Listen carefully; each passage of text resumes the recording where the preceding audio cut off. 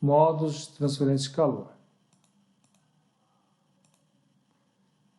Então, transferência de calor é energia térmica em trânsito devido a uma diferença de temperatura no espaço. Tá? Então, nós temos 3 modos de transferência de calor: condução, convecção e radiação. São esses 3. Se alguém inventar algum outro modo, não existe. Tá bom? Se o pessoal falar, existe modo de transferência de calor de indução. Não existe. Tá? Existe condução, convecção e radiação. Tá? Vamos definir cada um deles. Tá? O modo de transferência de calor por condução. Tá? O que acontece no processo de condução? Okay? O processo de condução, de um modo geral, uma parte do que se explica, tá? É que essa energia térmica ocorre por difusão.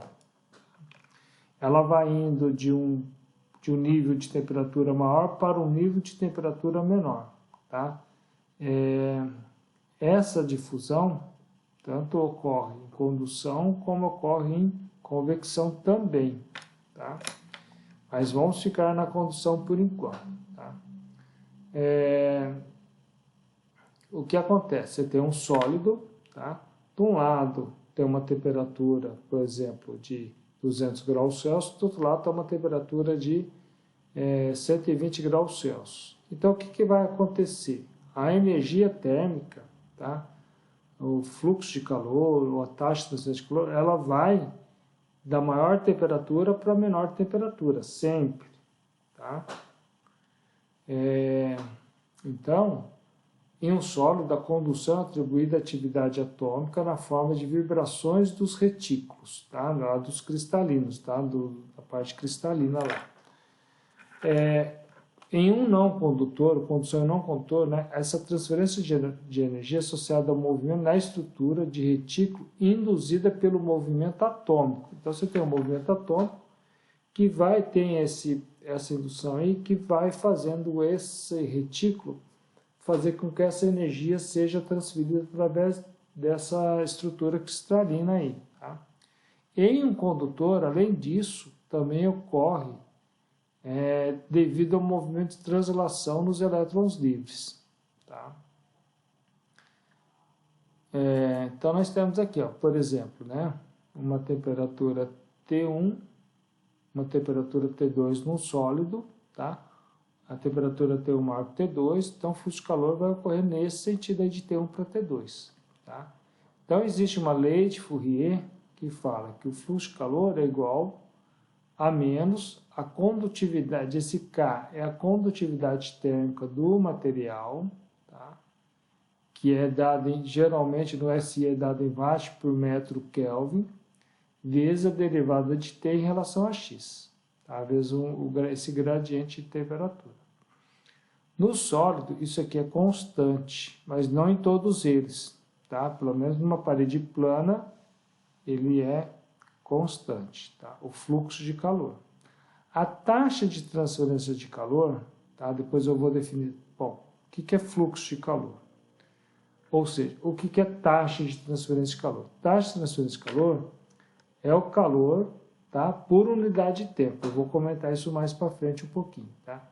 E fluxo de calor é a taxa de transferência de calor por área. Tá? Então, já eu vou apresentar esses conceitos, né? Acho que no próximo slide já tem. Esse ΔT, ΔX, é esse T2 menos T1 dividido por L. Tá? Agora, muitas vezes, ó, quando a gente, na hora que a gente substitui esse termo aqui na equação, da primeira equação, vai ficar que é igual a K vezes T1 menos T2 sobre L, que é igual a K vezes ΔT sobre L. Então, cuidado, tá? Uma coisa é a derivada e outra coisa é a diferença de temperatura, tá? É muito comum nos exercícios, depois vocês vão ver que isso vai ser comum. Tem uma hora que a gente pode trabalhar desse jeito, usando a derivada, ou a gente pode trabalhar dessa última forma aqui, que é mais prática, tá? Então, só tomar cuidado nessas duas diferenças aí, tá? Na verdade, essa última decorre da primeira, tá bom? E aí, como eu disse, ó, taxa de calor, tá? Ou taxa de transferência de calor, é calor por unidade de tempo, tá? Watt é joule por segundo, tá? Fluxo de calor é taxa de calor por unidade de área. Então, esse Q, duas linhas aqui, é watt por metro quadrado. Tá bom? Então, ó, a taxa de transferência de calor é o fluxo de calor vezes a área. Essa área é a área perpendicular ao fluxo de calor. Tá?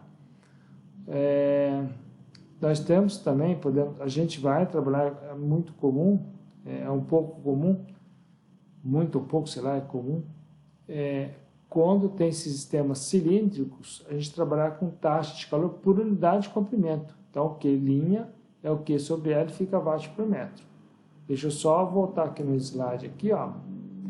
Quando a gente fala de área, igual esse fluxo de calor, né? Que área que nós estamos falando? Por exemplo, é essa altura vezes a profundidade desse bloco, né? Não é essa área aqui, não, tá? Por exemplo, a altura vezes L. É a altura vezes a profundidade desse objeto aqui, ok? Então, a área é perpendicular ao fluxo de calor. Então, isso é importante saber, tá? Bom, essa área também, a gente está falando aqui, ó, estamos falando, na verdade, em termos genéricos. Isso aqui, ó, esses conceitos desse slide, eles servem tanto para condução, como convecção ou radiação, tá? Radiação térmica, nós vamos ver no transferência de calor 2 com mais detalhes. Aqui nós vamos supor algumas situações, uma situação específica, geralmente ela é mais específica, nós vamos trabalhar de maneira mais superficial, tá? Nós vamos ver algumas coisinhas, mas transferência de calor 2 a gente vai estudar com mais detalhes. Bom, convecção é a transferência de calor de um sólido para um fluido ou vice-versa. Bom, então aí nós já estamos vendo alguma diferença. A condução é muito mais comum ocorrer em sólidos, tá? Quando tem fluido, tá? Já uma parede, por exemplo, agora que está frio, né? Sabe que esfriou bastante, né? Dentro de casa está um pouco mais quente e lá de fora está aquele frio, né? Dentro de casa também está um pouco frio, né? Mas não igual lá fora. Então, ocorre uma transferência de calor por convecção, né? Do lado de dentro da casa até a parede do lado de dentro. Da parede do lado interno até a parede do lado externo, ocorre transferência de calor por condução. Da parede do lado externo para o ambiente externo, ocorre transferência de calor por convecção. Então, é convecção do ar que está dentro da casa até a parede interna, depois é condução da parede interna até a parede externa, depois é convecção da parede externa para o meio externo, tá? Então, convecção é sempre quando envolve um sólido, uma parede, uma determinada superfície sólida e um fluido, tá? E aí, a convecção é o quê? É o processo de difusão mais advecção. Difusão é o mesmo processo que ocorre na condução, só que aqui é um movimento molecular aleatório, porque agora as moléculas do fluido, seja um líquido ou seja um gás, tá? Ou meio gasoso, elas estão mais soltas. Então, você tem ativa as moléculas, elas vão vibrando, agitando, tá? E vai ocorrendo esse movimento por difusão. Além disso, ocorre a advecção, que é o movimento global macroscópico de todo esse fluido. Então, além de ocorrer a difusão, que vai sendo esse movimento aleatório das partículas, você tem um movimento global desse fluido, tá? Então, você tem difusão mais advecção, que corresponde à convecção. Aqui, ó, tá um esquema de convecção, tá? Você tem uma placa, e aqui você tem um fluido aqui fora, tá? Você tem uma corrente aqui, por exemplo, uma determinada velocidade, então você tem a temperatura, você tem esse H com esse índice C, é o coeficiente convectivo. Nós vamos estudar isso quando entrarmos em a gente vai estudar, quer dizer, a gente vai estudar com mais detalhes quando formos estudar convecção, tá? Por enquanto ele vai ser dado um valor fixo, tá? E eu vou falar, esse HC vale tanto. Quando nós formos estudar convecção, a gente vai ver como calcular esse HC, tá? Então, esse fluxo de calor que está saindo, né, já que a temperatura da superfície aqui é maior que a temperatura da corrente livre, vai ocorrer da superfície para o meio. Se o T infinito fosse maior que o TS, esse fluxo de calor seria no sentido inverso. E é interessante notar que existe tanto a convecção forçada como a convecção natural. Por que forçado e por que natural? Forçado porque quem é o principal agente disso é a velocidade desse fluido aqui. Tá? A natural, esse ar está parado, tá? Que é o mais comum. Okay? Mas existe uma maneira para identificar se é convecção forçada ou natural. Ok? A convecção forçada, nós vamos estudar. Convecção forçada externa, nós vamos estudar ainda nesse semestre. E a convecção forçada interna, nós vamos estudar entre o semestre calor 2. Convecção natural também.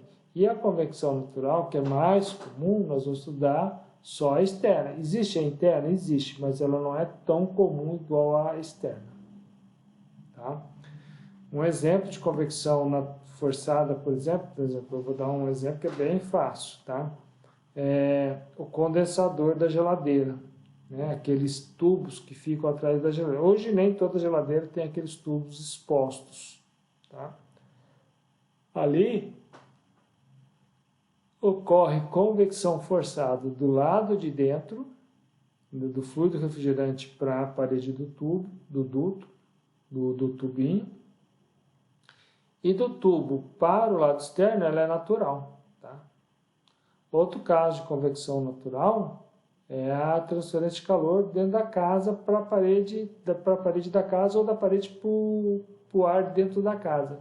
Geralmente é convecção natural, a não ser quando tem vento, né? Se a janela está aberta e está ventando, né? Aí já deixa de ser natural. Ok? Então vamos lá. Então nós falamos de o que vocês precisam ter em mente por enquanto, né? Assim, não precisa ficar decorando muitos detalhes, né? Condução ocorre no sólido, tá? É o processo de difusão, pelo movimento aí de agitação dos átomos, geralmente mais comum ser os átomos, né? Da camada livre aí. Convecção. Você tem uma parede sólida e um fluido, tá bom? Bom, aqui, ó, os valores típicos do coeficiente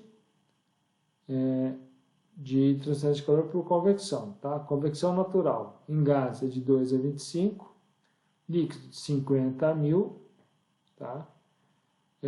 Nos gases geralmente é bem baixo mesmo. Convecção forçada nos gases de 25 a 250, né? Às vezes pode ser menos que 25, tá? Às vezes acontece, mas depende aí, tá vendo essa faixa? E os líquidos de 100 a 20 mil, olha aqui, ó, 50 a 1000. Convecção com mudança de fase, contém ebulição e condensação de 2.500 a 100.000. Então, esses valores mudam bastante.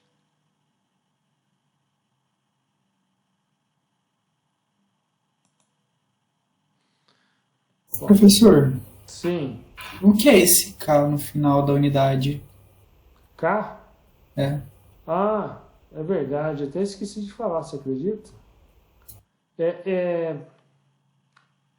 Deixa eu voltar aqui, só um momentinho. Ó, lembra que eu falei que tem esse coeficiente convectivo? Tá? Esse coeficiente convectivo, eu ainda não mostrei, mas eu vou comentar com vocês no exemplo. Tá? Não tem ele aqui. Ele é a relação entre a transferência de calor, o fluxo de calor por convecção e a diferença de temperatura. Tá? Essa relação. Quanto maior é a diferença de temperatura entre a superfície e essa temperatura aqui, quanto maior a diferença entre o TS e o T infinito, maior é esse HC. Tá? Esse HC ele é um coeficiente só para dar uma indicação de se vai ocorrer uma maior transferência de calor por convecção ou uma menor transferência de calor por convecção. Por exemplo, vou pegar aqui, ó. Por exemplo, onde vai, já eu comento que só a questão do H, tá? Estamos falando desse HC. Onde vai ocorrer maior transferência de calor por convecção? Nos gases de modo natural, por convecção natural, ou nos gases por convecção forçada? Podem falar. Por convecção forçada. Isso, porque esse HC vai ser maior. Outra pergunta, ó. Onde ocorre maior transferência de calor por convecção forçada? Nos gases ou nos líquidos? Nos líquidos. Nos líquidos, tá? Então, o HC, tá? Esse coeficiente, ó, falar de coeficiente convectivo ou coeficiente de transferência de calor por convecção é a mesma coisa, é aquele HC, que é dado em watt por metro quadrado Kelvin. Então, a unidade é watt por metro quadrado por Kelvin. Kelvin é a unidade de temperatura. Por isso que eu falei, é fluxo de calor por unidade de temperatura. Entendeu agora? Perfeitamente, professor. Oi? Perfeitamente. Tá, se não ficou claro, depois com certeza vai entender, tá? Eu sei que a gente ainda está no começo da disciplina. Ó, uma coisa, condução, a condutividade térmica, aquele K da condução, é watt por metro Kelvin, tá? O coeficiente convectivo é watt por metro quadrado Kelvin, por causa das definições das transferências de calor, tanto por condução como por convecção. Tá? Calma que depois a gente vai fazer exemplo, vão aparecer esses coeficientes de novo. Tá? Só um momentinho aí que a gente logo deixa isso um pouco mais claro. Radiação. Tá? É emitida por ondas eletromagnéticas ou fótons devido à excitação dos elétrons, tá? Resultado de oscilações ou transições deles que constituem a matéria. Tá? Então, né, você tem um nível de temperatura numa determinada superfície, mas essa superfície é constituída de matéria. E essa matéria é constituída por átomos e elétrons. Então, eles estão ali sendo excitados, digamos assim, tá? E com isso eles emitem essa radiação. Todo corpo com temperatura diferente do zero absoluto emite radiação. Todo corpo. Alguns menos, outros mais. Tá? Então, estamos falando aí de radiação de um modo geral. Tá? Dentro da radiação de um modo geral, existem as suas repartições, digamos assim. Uma delas é a radiação térmica. Tá? Ela é uma faixa de toda a radiação. Existe a radiação ultravioleta, os raios infravermelhos, os raios gamas, as ondas de rádio. Tá? Então, existem alguns tipos de radiação. Tá? Eu deixo para falar mais sobre isso quando nós entrarmos em radiação térmica. Tá? Então, como eu disse, né, todo objeto emite radiação. Tá? Agora, Se tiver a temperatura do zero absoluto, não tem como emitir. Tá? Nós temos aqui o poder emissivo de um corpo negro. Tá? O que é um corpo negro? Um corpo negro é aquele, é uma cavidade que absorve toda a radiação que chega. Tá? O Sol é um exemplo de um corpo negro, tá? Baseado numa temperatura de 5.800 Kelvin. Bom, aí existe a lei de Stefan Boltzmann, né? Aqui está errado, é Boltzmann, tá? Que criou essa lei aqui. Tá? É uma lei bem simples. Tá? O poder emissivo de um corpo negro é uma constante vezes a temperatura da sua superfície elevada à quarta. Tá? Esse sigma vale 5,67 vezes 10 a menos 8 watt por metro quadrado Kelvin à quarta. Em radiação, essa temperatura tem que estar em Kelvin. Tá? Em condução e convecção a gente vai ver os detalhes. Bom, depois. Mas em radiação a temperatura tem que estar necessariamente em Kelvin. Bom, isso para um corpo negro, né, que é um caso ideal de emissão de radiação.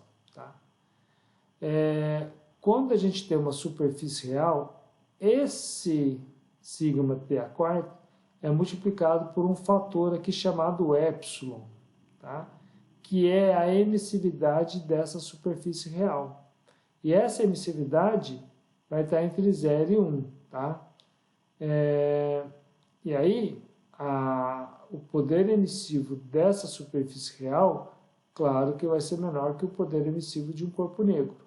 Tá?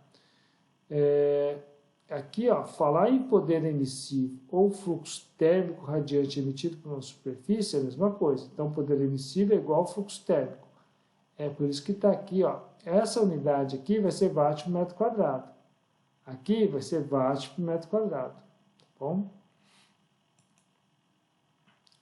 Quando a gente fala de radiação, é a energia que é emitida por uma superfície.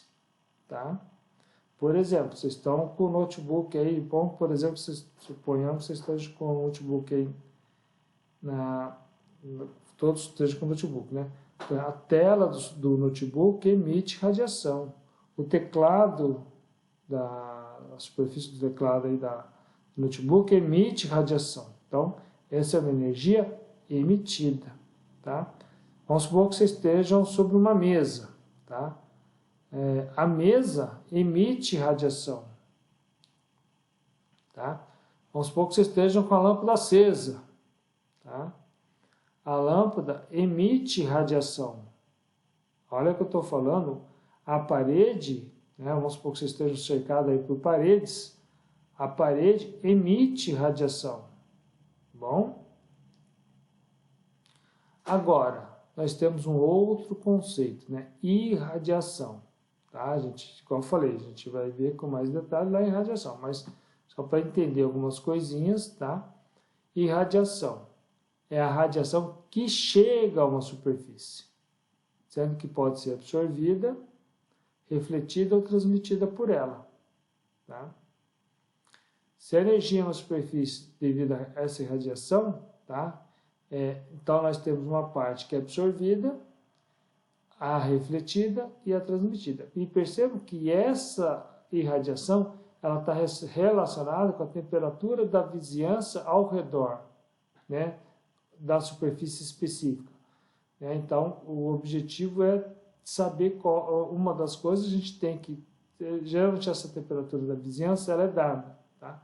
Muitas vezes coincide com a temperatura do meio ambiente. Tá? Isso não vai ser verdade se a gente quiser saber a irradiação de fundo, do céu, alguma coisa assim. Tá? Aí já fica mais complicado um pouco diferente, digamos assim.